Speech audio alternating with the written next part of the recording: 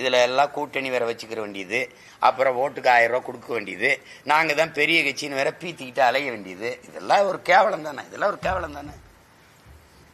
நீங்க ஆட்சியின் சாதனையை சொல்லி வாக்க வேண்டியது, அப்புறம் அதுக்கு காசு, அப்புறம் அதுக்கு இலவசம், அப்புறம் அதுக்கு இந்த டிஃபன் பாக்ஸ், உணவு எடுத்துட்டு போற டப்பா, அப்புறம் மாவரைக்கிற இந்திரம், இதெல்லாம் கொடுத்துட்டு சத்தியம் அண்டா. அதுல சத்தியம் வேற, எங்களுக்கே ஓட்டு போடுவோம் சத்தியம். எல்லா பாவத்துக்கும் ஒரு பரிகாரம் இருக்கு, வேணா சோசியக்காரன் கேளு. எல்லா பாவத்துக்கும்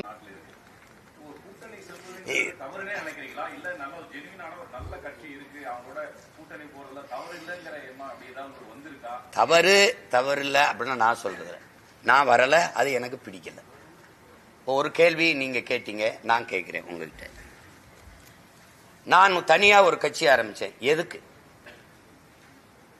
ஏற்கனவே இருக்கிற கட்சிகள், அதனுடைய அரசியல், அதனுடைய கொள்கை கோட்பாடு, அதனுடைய ஆட்சி, அந்த ஆட்சி நடத்துற முறை, இது பிடிக்காம தான் நான் ஒரு மாற்றுக்கு இந்த கட்சியை தொடங்குறேன். இப்ப நீங்க ஒண்ணு கவனிச்சுக்கிறீங்க. இப்ப இஸ்லாமியர்களுக்கென்று ஒரு அமைப்பு, பல அமைப்புகள் இருக்குன்னு, எதுக்காக இருக்கு? திமுக தான் எங்களுக்கு பாதுகாப்புனா அப்புறம் தனியா ஒரு அமைப்பு எதுக்கு? வேறு கேள்வி வருதா இல்லையா? இப்ப இந்த கட்சிகள் எல்லாம் தனித்தனியா ஒரு கட்சி கேள்வியை, ஒரு பதில முன் வைப்பாங்க. என்ன இருந்தாலும் கட்சியை காப்பாற்றணும்பாங்க. இப்ப நம்ம ஒரு கேள்வியை முன் வைக்கிறோம், கட்சியை காப்பாற்றுவதே லட்சியமாகி போனால் எந்த லட்சியத்தை காப்பாற்ற கட்சியை ஆரம்பிச்சீர்கள்னா உங்கள்ட்ட கேள்வி இருக்கா? இந்த திமுக அதிமுக ஆட்சி, அந்த ஆட்சி நிர்வாக கொடுமை, அதனுடைய ஆட்சி முறையில் இருக்கிற கேடு, அதை மாற்றத்தான் இந்த கட்சிகள் இத்தனையும் உருவாச்சு. இப்ப உதாரணமா ஒண்ணு கேட்கிறேன். இப்ப எங்க அண்ணன் மது ஒழிப்பு மாநாடு நடத்தினாங்க, விடுதலை சிறுத்தைகள் திரும்ப அண்ணன் நடத்தினாங்க, பேரெழுச்சியா நடத்தினாங்க. இப்போ மதுவை யார் ஒழிக்கணும்? மதுவை காட்சி விற்கிற ஆலையை வச்சிருக்கிறது, மதுக்கடையை திறந்து வச்சிருக்கிறது யாரு? அரசு சம்பந்தப்பட்டவர்கள். அப்ப அந்த மதுக்கடையை திறந்து வச்சு அரசே நடத்துகிற அந்த கட்சியோடு கூட்டணி வைக்கும் போது இந்த மாநாட்டின் பயன் ஏதாவது இருக்கா? இவங்க என்ன நினைப்பாங்க, என்ன நடவடிக்கை எடுப்பாங்க? ஐயோ, இவர் கூட்டணி வரமாட்டாரு, அப்படியா மறுபடியும் இங்க வருங்க. அந்த மாநாடு பயனற்றது. ஏன்னா யார் சாராயங்காட்சி விற்கிறானோ அவனோட கூட்டணி. இப்ப சாதிவாரி கணக்கெடுப்பு எடுக்கணும். இப்ப எங்க கொள்கை இருக்கு, எங்க ஐயா வலியுறுத்துறாங்க. எங்களுக்கு முன்னாடி நீண்ட காலம் பேசி வர்றது பாமக, எங்க ஐயா தான் அதை சொல்றாங்க. இப்ப சாதிவாரி கணக்கெடுப்பு எடுப்பவன் எவனோ அவனோட கூட்டணி. சாதிவாரி இந்த மது ஒழிக்கிறேன்னு சொல்றவன் எவனை ஒழிக்கிறான் அவனோட கூட்டணி. அது நடக்காத போது இந்த முயற்சிகள், இந்த போராட்டங்கள் பயனற்று போகுது. அவன் என்ன பேசலாம், கிடைச்சா இங்க வந்துருவாப்பா அப்படின்னா அது என்ன வரும்? அதனாலதான் நாங்களாவது நின்று சண்டை போட்டுறோம். இப்ப நீங்க சொல்றீங்களா, கூட்டணிக்கு போன கட்சி தலைவர்களே என்னை தனியா சந்திக்கும் போது, தயவு செய்து விட்டுறாதரா, நீயாவது நில்றா அப்படின்னு தான் சொல்றாங்களே வெளிய, நீனு வா அப்படிலாம் யாரும் சொல்லல. நீங்க இது சரியா வராது எனக்குன்னா விட்டுருங்க. நான் ஊழல் லஞ்சத்தை ஒழிக்கணும் உங்ககிட்ட கேட்கிறேன். இதுல எந்த கட்சியோட சேர்ந்து ஒழிக்கலாம்? சிரிக்காதீங்க. சாராயத்தை மூடணும், எந்த கட்சியோட சேர்ந்து மூடலாம்?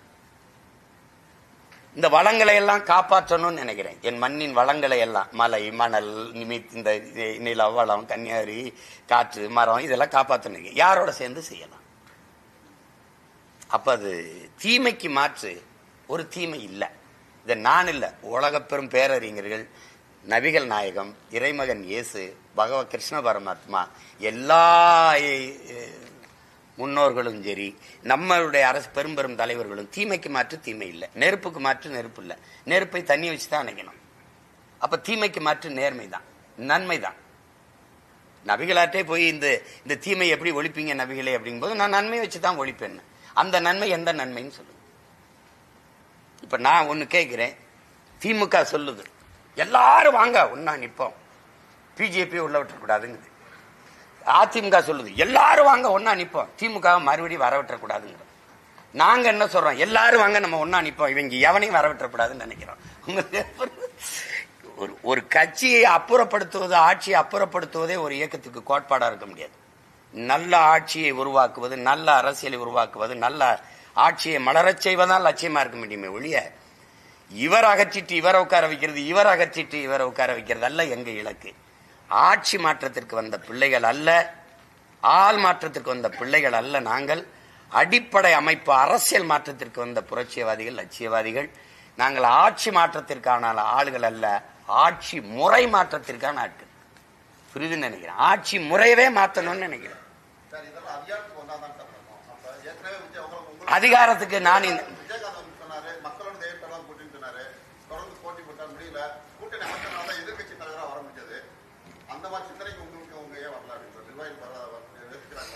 அந்த சிந்தனை அவர் என் அருமை அண்ணன் விஜயகாந்த் அவர்களுக்கு வந்துட்டதுனால எனக்கு வரல. ஏன்னா அவர் எனக்கு முன்னாடி போய் என்ன வானாருங்கிற படிப்பினை இருக்குதுல்ல. 10.5 வச்சிருந்தாரு.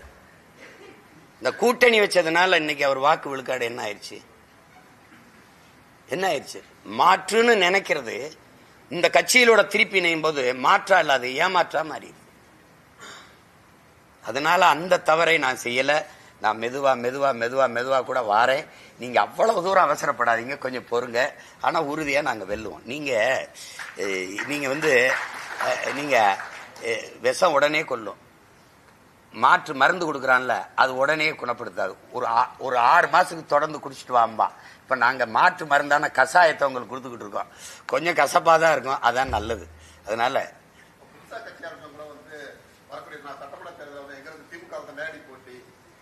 அதே மாதிரி வந்து முன்மொழிஞ்சு பேசியிருக்காரு, வழிமொழிஞ்சு பேசுறாரு. வரக்கூடிய தேர்தலில் வந்து திமுக கூட்டணி தான், திமுக கூட்டணிக்கு தான் போட்டியா இருக்கும் அப்படின்றத கருத்தை முன்மொழிக்கிறாங்க. இடையில பெரிய கட்சிகளா இருக்கு, நீங்களும் இருக்கீங்க. இந்த கட்சியெல்லாம் கருத்துல எடுத்துக்கிற இல்ல கட்சி தம்பி கேட்ட கேள்வியிலிருந்து எல்லா என் மக்களுக்கும் என் இன சொந்தங்களுக்கும் நான் சொல்ல விரும்புறது, ஒரு கட்சிக்கு போட்டி அப்படிங்கறத எப்படி ஏற்கிறீங்க? ஒரு கட்சியின் கோட்பாடு, அந்த கோட்பாட்டுக்கு எதிரான ஒரு கோட்பாடு, அதுதான் போட்டி மாற்றா இருக்க முடியும். இப்ப நாங்க இவங்க எல்லாம் ஒரே அணியா இருக்காங்க பாருங்க, எல்லாரும் பெரியாருங்கிறாங்க. பெரியார் இல்லாத இங்க ஒண்ணும் இல்லைங்கிறாங்க. நாங்க மட்டும் பெரியாரால எங்களுக்கு ஒண்ணுமே இல்லைங்கிறோம். உங்க கோட்பாடு மாறுதா? புரியுதுன்னு நினைக்கிறேன். உங்களுக்கு புரியுது நினைக்கிறேன். பெரியார் தந்தைங்கிறாங்க. என் மொழியை சனியன்னு சொன்னவர் எனக்கு எப்படி தந்தையா இருக்க முடியும்னு கேட்கிறேன். பெரியார் தான் எல்லாம்ங்கிறாங்க. என் இனத்தின் முன்னோர்கள் எல்லாரும் எங்களுக்கு பெரியாருங்கிறோம். கோட்பாடு மாதிரிதா? இது அடிப்படை. அவர்கள் திராவிடம்ங்கிறாங்க, நாங்கள் தமிழர்கள்ங்கிறோம். அவங்க ஊழல் லஞ்சத்துல ஊறி திளைத்திருக்கிறார்கள், நாங்க உண்மையின் நேர்மையின் பக்கம் நிக்கணும்ங்கிறோம். அவங்க வாக்குக்கு காசுங்கிறாங்க, அது இல்லங்கிறோம். அது தன்மான இழப்பு, தமிழ் பேரினத்தின் அவமதிப்பு, விற்காத உன் மதிப்பு மிக்க உரிமையின்னு நாங்க நிக்கிறோம். இந்த களத்துல 2 நிக்குது. அப்ப இது மாறி மாறி நீங்க பார்க்கணும். இந்திய அரசியல் மும்மொழி கொள்கைங்குது, திராவிட அரசியல் இருமொழி கொள்கைங்குது. நாங்க ஒரே மொழி, கொள்கை மொழி, விரும்பினால் எம்மொழியும் கற்பம்ங்கிறோம். இப்ப ஒவ்வொன்றிலையும் மாறுபாடு, இந்த மாறுபாடு தான். இதை தான் நீங்க பார்க்கணும். நாங்கள் திராவிடர்கள் அந்த பக்கம் நில்லு, நாங்கள் தமிழர்கள் இந்த பக்கம் வா. உங்க புரியுதுன்னு நினைக்கிறேன். எனக்கு சாதி தான் முக்கியம், மதம் தான் முக்கியம், எங்கேயோ போ. ஆனால் எல்லாத்தை விட என் மொழியும் இனமும் தான் எனக்கு முதன்மையானது, இங்க வா. எனக்கு எல்லாத்தை விட என் மண்ணின் வளமும் என் மக்களின் நலம் தான் முதன்மையானது, இங்க வா. அதுதான் மக்கம். பதவி என்பது மக்களுக்கான உதவி அப்படின்னா எங்கூட வா. பதவி என்பது பணத்தை சேர்க்க, அதை பத்திரமா வச்சு பாதுகாக்க அப்படின்னா அங்கிட்டு. இப்ப இந்த கோட்பாட்டு அளவுல நீங்க என்னங்கிறத நீங்க பார்க்கணும். இப்ப நீங்க அதை விட்டுட்டு நீங்க திருப்பி வந்து இந்த கட்சி இதை ஒழிச்சிடணும். எதை வச்சு ஒழிப்பிய? கத்தி வச்சா, அருவாலை வச்சா, கடப்பாரை வச்சா, கோடாரி வச்சா, எதை வச்சு? ஆகச் சிறந்த அதை தாண்டிய கோட்பாடு கருத்தியலை வச்சுதான் இதை புரட்டி போடணும். அப்ப மாற்று என்பது இந்தியம், திராவிடம், இந்த கோட்பாட்டுக்கு மாற்று என்பது தமிழியம் தான், தமிழ் தேசியமா தான் இருக்க முடியும். அதுதானே இருக்கணும். நீங்க அந்த கோட்பாடு தானே வைக்க முடியும். நான் சொல்றேன், தமிழ் பயிற்று மொழி, ஆங்கிலம் கட்டாய பாடமொழி, விரும்பினால் உலகின் எல்லா மொழியும் எங்கள் விருப்ப மொழி கற்போம், அப்படி ஒரு கோட்பாட்டை சொல்லணும். அதை விட்டுட்டு நீங்க அப்படி எப்படி பேசுவீங்க? நீங்க ஒரு கோட்பாடு இருக்குது, நீங்க தாராளமயம், தனியாரமயம், உலகமய பொருளாதார கொள்கையில என் நாடு இருக்குது, நான் அதை எதிர்க்கிறேங்கிறேன். இந்தியா சொல்லிருச்சுன்னா சொன்னா நான் எதிர்க்கிறேங்கிற அந்த கோட்பாட்டை நான் ஏற்கல. நான் தற்சார்பு, பசுமை, தாய்மை பொருளாதாரத்துக்கு வரேன். இதுதான் காந்தி கண்டது, எங்க தாத்தா ஜே.சி. குமரப்பா கண்டது, இதுதான் எங்க தாத்தா காமராஜ் கண்ட கனவு, தற்சார்பு. அதுல கூடுதலா ஒண்ணு சொல்றேன், பசுமை பொருளாதாரம். வேளாண்மையை முன்னிறுத்தி கட்டுகிற, வேளாண்மையை முன்னிறுத்தி கட்டப்படுகிற பசுமை தாய்மை பொருளாதாரம். எப்படி சாராய கடையை மூடுவேன், 50,000 கோடி இழப்பு, மாற்று வருவாய் பெருக்கம், பால் இருக்கு, 1.5 லட்சம் கோடி 2 லட்சம் கோடிக்கு பாலின் சந்தை மதிப்பு இருக்கு தமிழ்நாட்டில். அப்ப இது முக்கியமா, அது முக்கியமா? இது கொல்லும், இது வாழ வைக்கும், இது விஷம், இது சத்து உணவு. இப்ப எதை நம்பிக்க? நீ ஆவின் பால் விக்கிற அரசு ஆ வழக்குதானா? இல்ல. அதை ஏன் நீ கேட்கறது இல்ல? ஆவின் பால் விக்குது, கவர்மெண்ட் வேலை, கவர்மெண்ட் விக்குது. ஆவின் நிறுவனத்தில் வேலை செய்யறவன் அரசு பணியாளன். எங்க பசு எங்க? பசு எங்க? உனக்கு பால் எங்க? ஆந்திராவில இருந்து. நீ ஏன் மாடு வளர்க்கல? ஏன் வளர்க்கல? பால் குடிக்கும் போது வக்கனையா பால் குடிக்கும் போது மாடு வளர்க்கறது அவ்வளவு வேளமா? அவ்வளவு வேளமா? அவ்வளவு வேளமா? என் தாத்தன் மாதாவரத்தில் பால் பண்ணி கொண்டாந்தாரு காமராஜ். இப்ப மாடு வளர்த்தே இல்ல, அது அரசு வேலை தானே, போய் போட்டி போட்டு வேலை பார்த்தீல. ஏன் முன்ன அந்த டாஸ்மார்க்ல சாரக்கூத்தி கொடுக்கறவன் கவர்மெண்ட் எம்ப்ளாயா இருக்கலாம். அப்ப சாப்பாடு போடுற விவசாயி கவர்மெண்ட் வேலையா இருக்கக்கூடாது, ஆடு மாடு வளர்க்க இருக்கக்கூடாது. ஆடு மாட்டுக்கு ஊசி போடுற வெட்டினியர் டாக்டர் கவர்மெண்ட் எம்ப்ளாயா இருக்கலாம். அந்த ஆடு மாடு வளர்க்குறேன் ஆத்தால போய் மாமச்சின்னு அரசு எம்ப்ளாயா இருந்துடக்கூடாது. எப்படி? இப்ப மாற்று பொருளாதார பெருக்கத்துக்கு நீ வரவே இல்லையே, வரவே இல்லையே. நீ உன்கிட்ட விதை இல்ல, நீ விவசாயம் செய்யறதுக்கு விதை இல்ல. சின்சாண்டா மேன்சாண்டா நிறுவனத்துக்கிட்டு இருக்கு. எத்தனை பேருக்கு கவலை இருக்கு இந்த தலைவர்கள், இந்த போட்டியிடுற இந்த திராவிட கூட்டணிக்கு? ஒருத்தனை சொல்லு எங்க 22,792 விதைய ஒரே நாள மன்மோகன் சிங் ஆட்சியில் சின்சாண்டா நிறுவனம் மேன்சாண்டா நிறுவனத்துக்கு எடுத்து கொடுத்த பெருந்தகைகள் இவர்கள் தான். எல்லாரும் கூட இருந்தாங்க. இந்தியாவிலே 2 கிழவந்தாள் தான் அந்த நெல் நிறுவனத்தின் தலைவர் ராத்தால் ரிச்சாரியா, இன்னொருத்தர் எங்க அப்பா நம்மாழ்வார். எல்லாம் 2 பேரும் போயிட்டான். இப்ப நெல் எங்க இருக்கு? விதை எங்க இருக்கு? தக்காளி விதை, கத்திரி விதை, பூசணி விதை, வெண்டைக்காய், சுரக்காய் விதை வச்சிருக்கியா? எங்க வச்சிருக்க? ஒன்னும் கிடையாது உனக்கு. நீ ஒரு தக்காளி கிலோ விதை இருக்கு, எடுத்து போடு, முளைக்காது. மறுபடியும் விதைக்கு 1 கிலோ விதைக்கு 5000 ரூபாய் அவன்கிட்ட போய் வாங்கிட்டு நான் விதையிலிருந்து மீண்டு எழணும்னு துடிக்கிறேன். என் மொழி செத்துருச்சு. தமிழ் மீட்சி அப்படின்னு இந்த தலைமைகள் ஏதாவது பேசுமா? எல்லா படமும் ஆங்கில பேர் வச்சு வருது, எல்லா நுட்ப கலைஞனும் ஆங்கிலத்தில் வருது, தமிழ்ல பேச தெரியல. அலைபேசியில தங்கிலீஷ்னு ஒரு ஆப் வருது. அவ்வளவுதான். இது ஒரு இனம் செத்துருச்சு. நான் மீட்சி வரணும்னு நினைக்கிறேன், மறு கட்டமைப்பு செய்யணும்னு நினைக்கிறேன். இவ்வளவு வேலை செய்யறது இதோட போய் இது மாற்று, இது போட்டி இல்ல. நீங்க எல்லாரும் போட்டியை போடுங்க. எனக்கு போட்டி யாருன்னு கேட்கிறேன். என் கோட்பாட்டுக்கு போட்டி யாரு? தண்ணி விற்பனைக்கு அல்ல, தண்ணீர் உலக உயிர்களின் உயிர் தேவை. அது விற்பனை பண்டம் அல்ல, மிக உயர்ந்த சந்தை பொருள் அல்ல. தடை. நான் ஆட்சிக்கு வந்தா தடைங்கிறேன். இதுல எந்த கட்சி சொல்லும்? நோ பிளாஸ்டிக், பாலித்தீன், குளைமம், நெகிழி கிடையாது. மாற்று பயன்பாட்டுக்கு வரணும். தடை. ஏன்னா என் நாட்டை குப்பை மேட ஆக்குது. இது கடலுக்குள்ள மீனின் எண்ணிக்கை விட அதிகமா நெகிழியின் எண்ணிக்கை இருக்குது. கடல் நெகிழியின் அகழியா மாறிடுச்சுங்கிறார் கவிப்பேரரசு வைரமுத்து. இப்ப நான் என்ன செய்யலாம்? தரையில் இருக்கிறத மறு சுத்திகரிப்பு செய்யலாம், கடலுக்கு இருக்கிறத என்ன செய்யலாம்? அப்போ எதை நோக்கி நீ நகர்ற? நான் மரத்தோட பேசிட்டு கேங்கிற, கடலோட பேசிட்டு கேங்கிற, தண்ணியோட பேசிட்டு இருந்தேன். டே அதெல்லாம் இல்லைன்னா நீ வாழ முடியாது. அப்ப அடிப்படை அறிவே இல்லாத ஒரு கூட்டம் பதறா சுத்திட்டு இருக்குன்னு அர்த்தம். எனக்கு முன்னாடி பேசினா நாங்கெல்லாம் அப்பா எங்க முன்னோர்கள் விழிப்புறல. எங்க தாத்தா சொன்னாரு, பாலை விற்கிற மாதிரி தண்ணீரை விற்பாண்டா அப்படின்னு. நாங்க எச்சரிக்கல. விளைநிலங்கள் எல்லாம் வீட்டு மனையெல்லாம் விற்பாண்டா எச்சரிக்கல. இன்னைக்கு நான் பேசும்போது சிரிப்பா இருக்கு. மரம் இல்லைன்னா காற்று எது? காற்று எது? பிறக்கிற குழந்தை புற்றுநோயோட பிறக்குது. காரணம் யார் சொல்வா? பிரதமர் சொல்வாரா?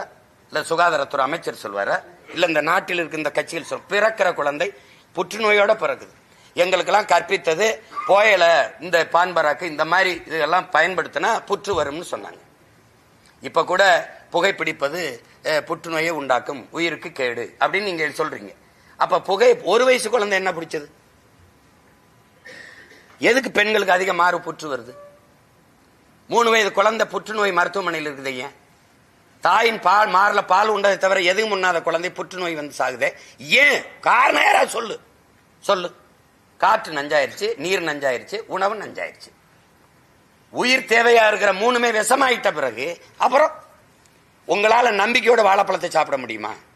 உங்களால நம்பிக்கையோட மாம்பழத்தை சாப்பிட முடியுதா? மனச்சான்றோட பதில் சொல்லுங்க. நீங்க தட்டுல வச்சிருக்கிறது நஞ்சா உணவா? நீங்க குடிக்கிற போத்தல குடிக்கிற தண்ணீர் உங்க மனச்சான்ற சொல்லுங்க, அது தண்ணீரா விஷமா?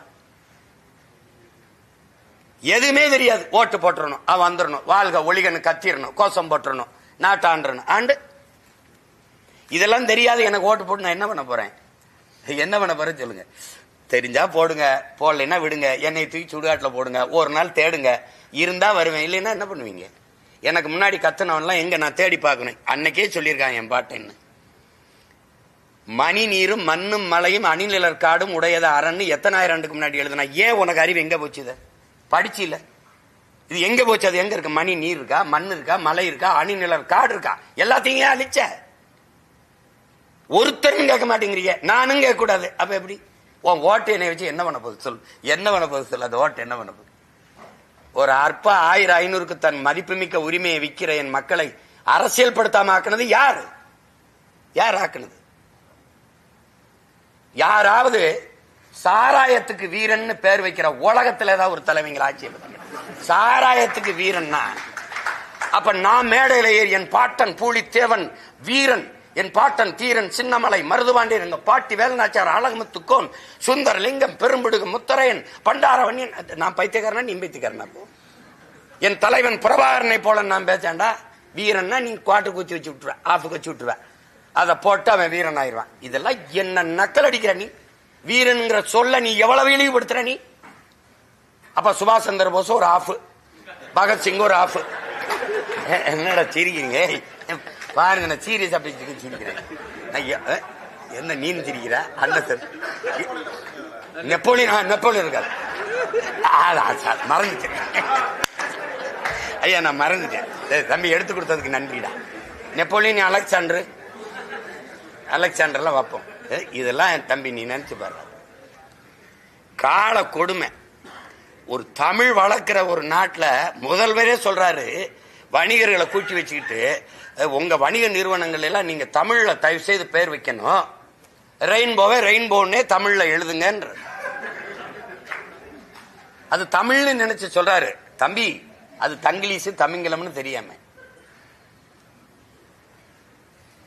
அப்ப இவர் ஒரு எரிபொருள் வங்கியில் போய் நின்ன, அது போடும்போது அது எழுதியிருக்கு, நீ ஃபியூச்சரை ஃபீல் செய். நீ அதை இங்கிலீஷ் எழுதிட்டான், நீ இன்னும் தமிழ் எழுதிட்டான். ஃபியூச்சரை அப்படியே ஃபியூச்சரை அப்படி எழுதி ஃபீல் செய். ஃபீல் அதை இங்கிலீஷ் எழுதி, அது தமிழ்ல எழுத்துல எழுதி ஃபீல்னு எழுதி செய். இந்த நீ செய் இடையில என்ன இருக்கு? எழுத்து தமிழா இருக்கு, அதான் தங்கிலீஷா இருக்கு. ஒரு ஒரு ஒரு தேசிய இனத்தின் உலகத்தின் முதல் மொழியை இப்படி கொலை செய்யறத பார்த்துட்டு அந்த இனத்தின் மகன் அப்படியே நிக்கணும்னா இப்படி. எங்க தாத்தன் சொல்றான், தாயை பழிச்சவனை யாரு தடுத்தாலும் விடாதரா, தமிழை பழிச்சவனை தாயே தடுத்தாலும் விடாதராங்கிறான். இப்ப நாங்க என்ன செய்ய சொல்லுங்க? இந்த 4.5 ஆண்டு கால திமுக ஆட்சியில உங்க பார்வையில நல்லதுன்னு ஏதாவது நடந்துருக்கா? நீங்க ஏதாவது சொல்ல முடியும்? சொல்ற மாதிரி பாயிண்ட்ஸ் இருக்காங்க. பாயிண்ட்ஸ் நல்லதுன்னு இப்ப நீங்க கேட்கிற அளவுக்கு நான் தேடுற அளவுக்கு இருக்கு. என்ன சரிதானம்மா?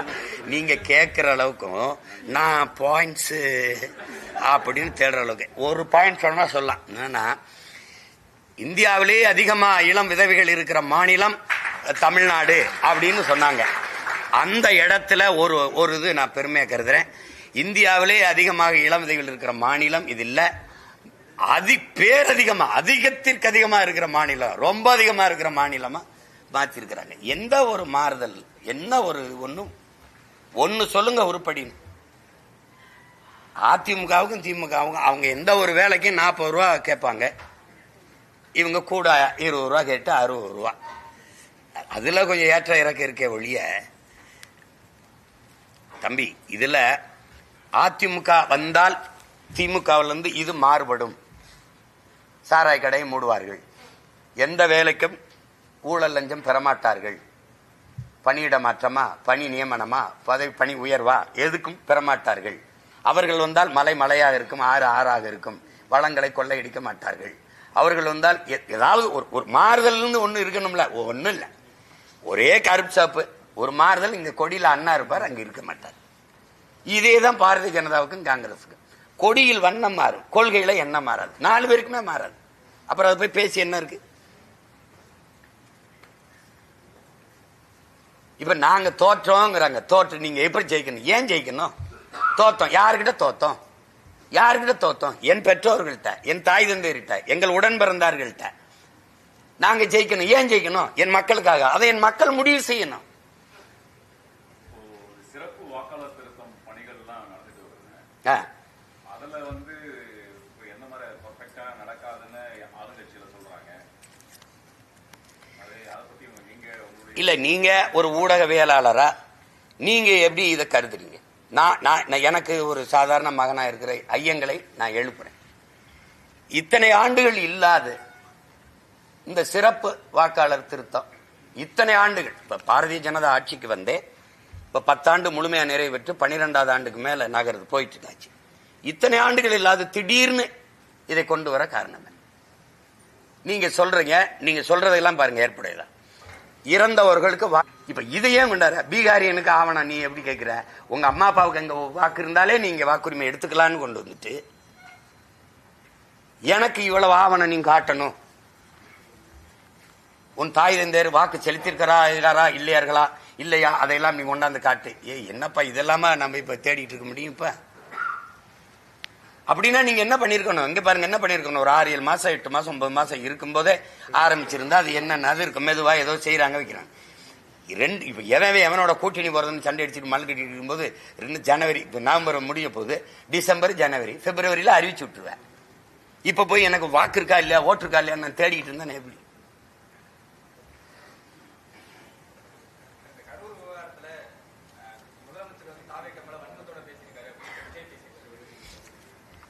அது ஒரு விவகாரம், அதனால அந்த விவகாரத்துல நான் தலையிட விரும்பல, விட்டுருங்க. வேற ஏதாவது சொல்லுங்க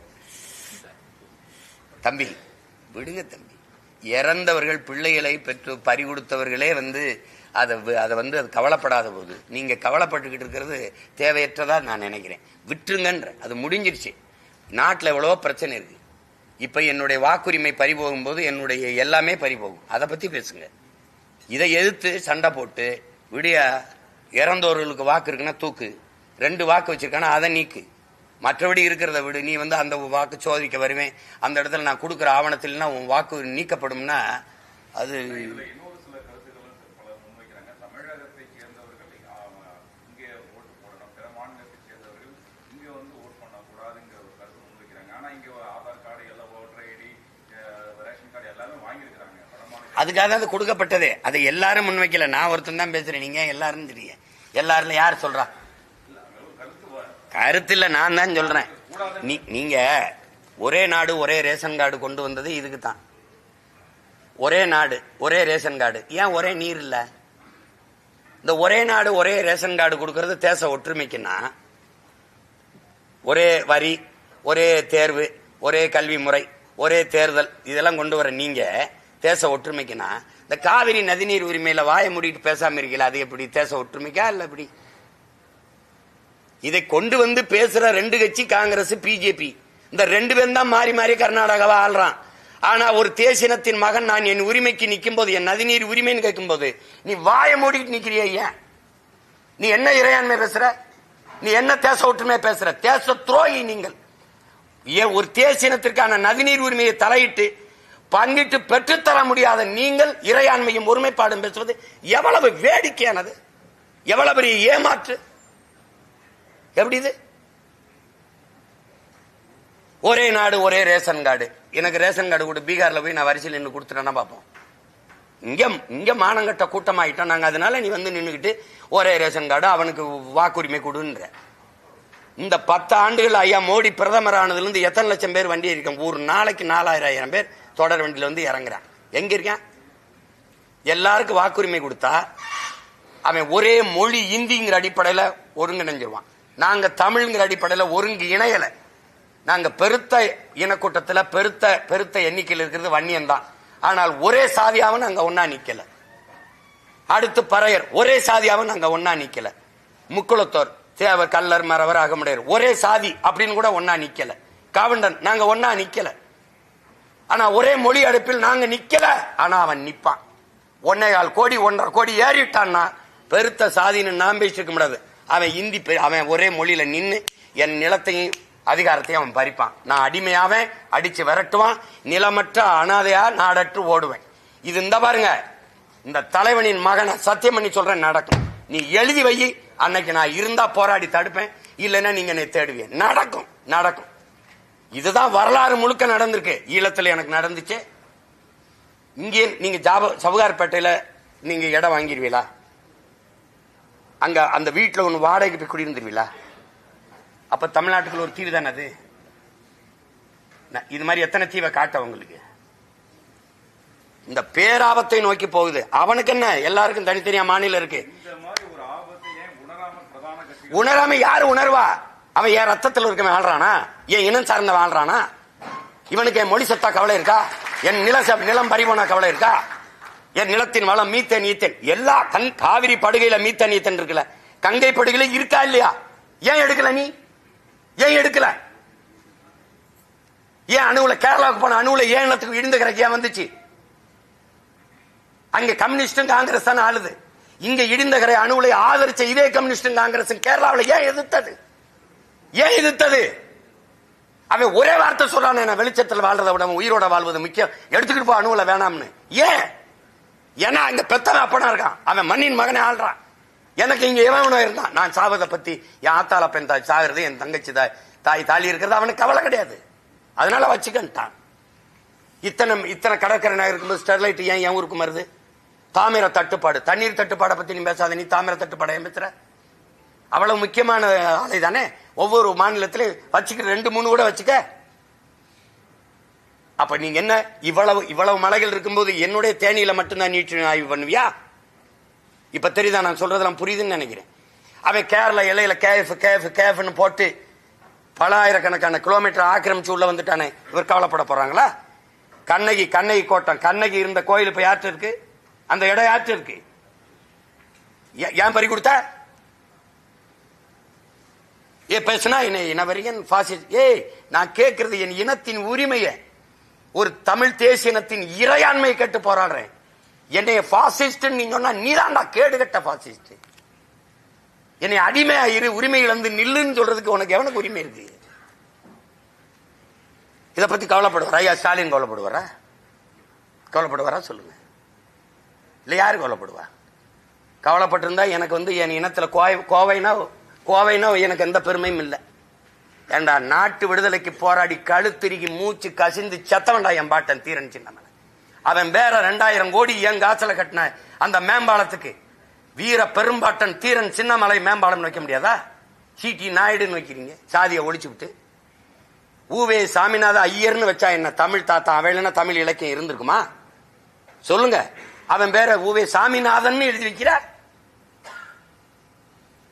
முத்துராமலிங்க தேவர், அந்த தேவரை நாங்களாம் சத்தம் அறவட்டத்துக்குள்ள போடுற. இத நாயுடு, நாராயணசாமி நாயுடு. இப்ப உங்க அதிகாரம் உங்க அடையாளத்தை நிறுவுது. அப்ப எங்க அடையாளத்தை மீட்டு உருவாக்கம் செய்வாது எங்க அதிகாரம் வேணும்னு நாங்க நினைப்போம்ல. எங்க அடையாளத்தை நிறுவுவதற்காவாது, அப்ப எங்கள் மொழியை மீட்பதற்காவாது. நீ சமஸ்கிருதம் எந்த இடத்துல இருக்கு? எந்த மாநிலத்தின் தாய்மொழி? எல்லா மாநிலத்திற்கும் மொழிவழி மாநிலம் பிரிச்சு இல்ல. சமஸ்கிருதத்துக்கு எந்த மாநிலம் பிரிச்சுங்க? தெலுங்குக்கு இருக்கு, கன்னடத்துக்கு இருக்கு, பீகாரிக்கு இருக்கு, குஜராத்துக்கு இருக்கு, மராட்டியனுக்கு இருக்கு, மலையாளிக்கு இருக்கு, தமிழனுக்கு இருக்குல்ல. சமஸ்கிருதத்துக்கு ஒரு மாநிலம் சொல்லு.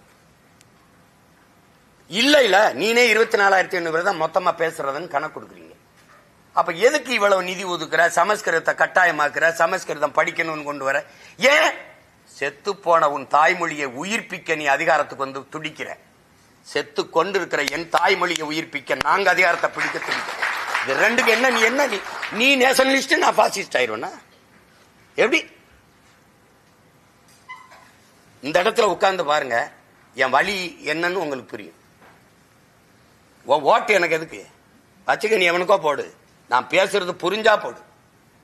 இல்ல நீ வச்சு என்னதுக்கு? நீ என்ன அவன் புளிச்சேப்பம் கொண்டு இருக்கு. மற்றவனுக்கு தேர்தல் வெற்றி வழக்கமான ஒன்று, எங்கள் வெற்றி வரலாற்றின் புரட்சி, மாபெரும் மாறுதல், சரித்திர சாதனை.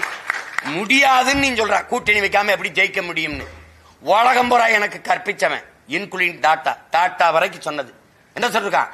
எது முடியாதுன்னு சொல்றானோ அதை நீ முடிச்சு காட்டுவது, அதுக்கு பிறதாண்டா சாதனைங்கிறான். நான் தனிச்சு நின்று வெல்றனா இல்லையான்னு மட்டும் பாருங்க. நீங்க கொஞ்சம் காலம் எடுக்கும், அவ்வளவுதான். அது முடியாது. உங்களால முடியாதுன்னு சொல்லுங்க, ஒதுங்குங்க. யாராலும் முடியாதுன்னு சொல்லாதீங்க. எவராலும் முடியாததை என்னால் முடியும், எங்களால் முடியும் சொல்றதுக்கு பேர் தான் சாதனை. அதை விட்டு யாராலும் முடியாது அவங்ககிட்ட போய் நின்று புலம்பிக்கிட்டு, நான் இல்லைன்னா என்ன, என் பிள்ளை செய்வான், இன்னொருத்த வருவான், என் முன்னோர்கள் கத்திட்டு போனா, நான் வருவேன் நான் நினைச்சு விட்டு போனா, வந்து நிக்கிறேன்ல. 15 வருஷமா எத்தனை பேரம் பேசியிருப்பான், எத்தனை 1000 கோடி பேரம் பேசியிருப்பான், எத்தனை சீட்டு, எவ்வளவு பதவியாசை கட்டியிருப்பான். சமரசம் செஞ்சிருக்கேன்னா பாருங்க. ஏன் 22 நாடுகள் எவ்வளவோ பேரம் பேசி சரணடையாம நின்னு சரணடைஞ்சு வாழ்றதுக்கு பதிலாக சண்டையிட்டு சாகலாம்னு சண்டையிட்டு செத்த மரவனின் பிள்ளைகள் நாங்க. நீங்க போய் இந்த 4 சீட்டு 3 சீட்டு வச்சுக்க, நீயே வச்சுக்க. மக்கள் முடிவு பண்ணணும். அதிமுக முடிவு பண்ணக்கூடாது திமுக ஒழிக்கணும்னு, திமுக முடிவு பண்ணக்கூடாது பிஜேபி ஒழிக்கணும்ட்டு. என் மக்கள் முடிவு பண்ணணும். அதுக்கு என்ன பண்ணணும்? மக்களுக்கு கற்பிக்கணும். டேய், இவன் ஆபத்தானவன், இவன் தப்பானவன், ஐயா இது நஞ்சு சாப்பிடாத, ஐயா அது நல்ல உணவு சாப்பிடு, நாங்க தான் சொல்லி கொடுக்கணும். அதுதான் சமூக பொறுப்பு. அந்த கடமை ஆற்றுகிறவன் பேரும் தான் அவன் தான் தலைவன். அதை விட்டுவிட்டு சும்மா இவரை ஒழிச்சிடணும் அவரை அழிச்சிடணும் அப்படின்னு எப்படி அழிப்பீங்க? எப்படி அழிப்பீங்க? வேற ஏதாவது நல்ல கேள்வி? நன்றி, வணக்கம்.